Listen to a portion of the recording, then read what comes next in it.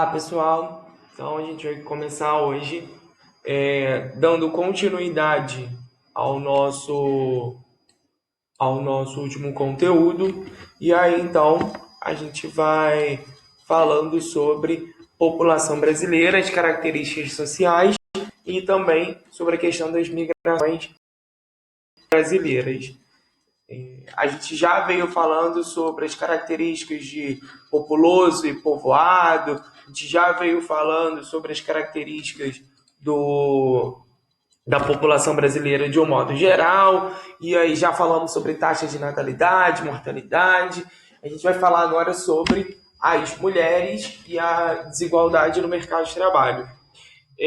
A gente vai ver que durante as últimas décadas a participação da mulher no mercado de trabalho está aumentando cada vez mais, até mesmo porque muitas mulheres que antes ficavam só restritas aos serviços domésticos, aos serviços da casa, se viram na situação de ter que também trazer dinheiro para dentro de casa.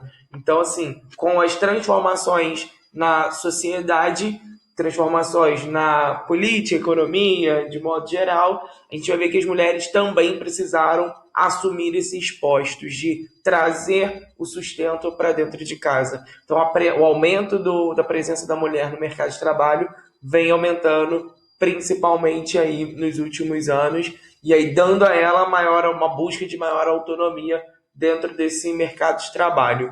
O que a gente vai ver é que essas mulheres enfrentam grandes problemas dentro desse mercado de trabalho, visto que muitas delas ocupam o mesmo espaço que outros homens, ou até mesmo ocupam o mesmo cargo que outros homens, e mesmo assim ainda têm seus salários reduzidos, ou enfrentam uma série de preconceitos e assédios por conta simplesmente do fato de serem mulheres e estarem conquistando cada vez mais um espaço dentro da sociedade brasileira, dentro da sociedade mundial. É uma forma muito característica, porque desde sempre o homem nunca se viu muito bem dividindo o mesmo espaço de trabalho com outra mulher, ou principalmente tendo uma mulher mandando ou um cargo acima dele. Isso nunca foi aceito de uma forma muito bondosa, muito gentil, de bom grado de uma parcela da sociedade. Porém, igual eu falei, nos últimos anos, isso tem mudado bastante. As mulheres têm aumentado sua presença no mercado de trabalho e elas têm lidado com essas situações de uma forma muito grandiosa, justamente mostrando que o mercado de trabalho é para todos que tenham capacidade e competência. E aí, dando continuidade às nossas migrações internas, eu expliquei que migrações são aquelas relacionadas à movimentação de pessoas. Se eu estou falando de migração interna, eu estou falando daquelas que ocorrem dentro do território brasileiro. A gente já falou das principais migrações até o século XX.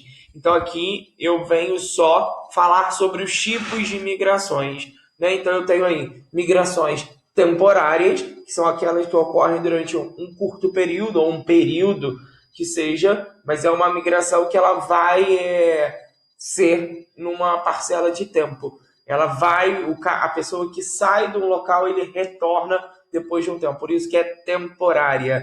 Ela vai falar justamente sobre isso, que se deslocam principalmente na questão de trabalho, e aí quando acaba este trabalho, retornam para o seu local de origem. O exemplo são principalmente os trabalhadores que saem do Nordeste, vão trabalhar em colheitas no Sudeste, quando a colheita acaba, retornam para o Nordeste. A outra, que é a migração pendular. Na migração pendular, ela faz uma situação de pêndulo, ou igual quando a gente fica tentando hipnotizar uma pessoa, fica com um relógio ou alguma coisa na frente da pessoa, balançando de um lado para o outro. Então, isso sendo um pêndulo, eu tenho, então, essa migração. São as pessoas que vão e voltam dentro do mesmo dia. Isso é principalmente as pessoas que moram numa cidade e trabalham em cidades vizinhas. Aqui na nossa cidade, a gente tem, por exemplo, pessoas que moram no município de Areal, que é um município pequeno, mas ao lado da nossa cidade, e trabalham, por exemplo, em Petrópolis, ou que moram em Areal e trabalham em Três Rios, ou que moram em Petrópolis e trabalham no Rio de Janeiro, e por aí vai. E isso, então, essa situação de descer e subir, ir e voltar, é uma migração pendular, ok? E aí o outro, que é o êxodo rural, eu tenho dentro da população do êxodo rural, eu tenho a chamada migração campo-cidade. Então, quando a gente fala aí do êxodo rural, eu tenho justamente a migração das pessoas do campo para a cidade. O êxodo rural, ele é o principal movimento interno do Brasil. Então, eu coloquei um gráfico para vocês, para a gente consiga observar justamente isso.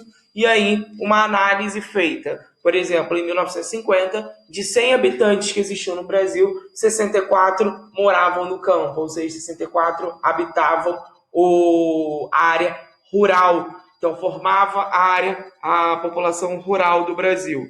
À medida que as tecnologias vieram avançando, que as indústrias vieram crescendo e se instalando na zona urbana, a gente vai ver que a industrialização brasileira foi o principal responsável, somado aos problemas do campo, como salários baixos, difícil acesso à propriedade e por aí vai, vão levar a população migrar do campo para a cidade. Ok, pessoal? Tá bem, valeu, obrigado. Até a próxima aula.